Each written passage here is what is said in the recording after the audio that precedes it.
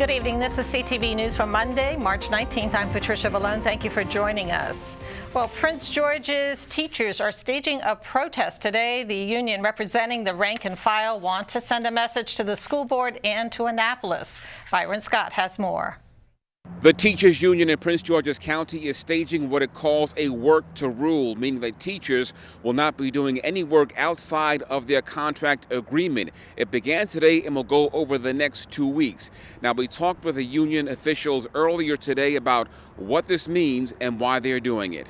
They all walked in together, and when they finish work today, they will all walk out together. Nothing extra, no volunteer work. Working to rule really means that the things that we're contractually obligated to do, they will do. But there are some things that educators will not do. For example, substitute coverage for other classrooms if the teacher's not there.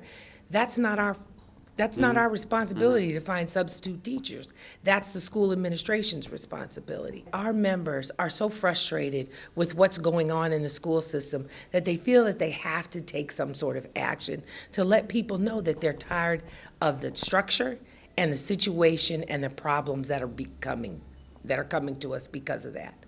For example, we have teachers, school guidance counselors being fired because they were following the direct order from the central office.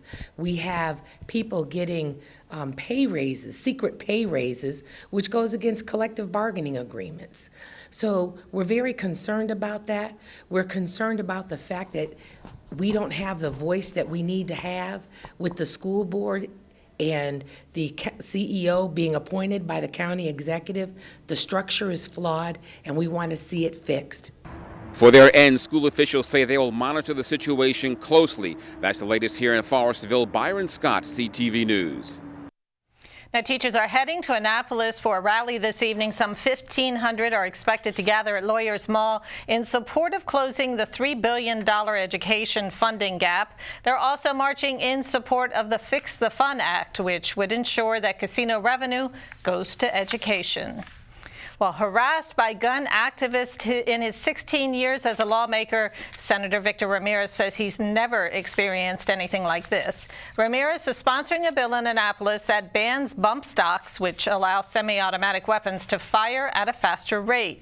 He says gun rights supporters have taken to his Facebook page, and the backlash has been appalling.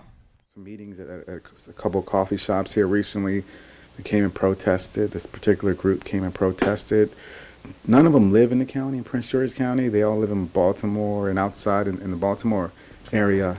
And they really, they were adamant that, for whatever reason, they thought the bump stock was somehow a violation of their Second Amendment right. People, have posted insults and that, I'm un-American and that, this is an infringement on their Second Amendment rights.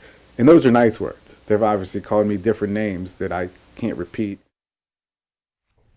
Bill number 707 will get its third reading tonight in the Senate. Well, a young boy is still in critical condition after he was shot in a home over the weekend. The incident happened in the 2100 block of Woodvale Lane in Bowie on Sunday. The child was shot in the upper body. There were other people at home at the time. No word yet on how the child was shot. Police are continuing to investigate the incident.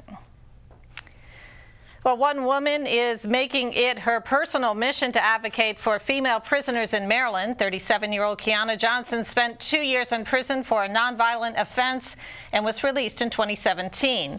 Today, she works with the group Progressive Maryland to push for better conditions, reentry support, and more.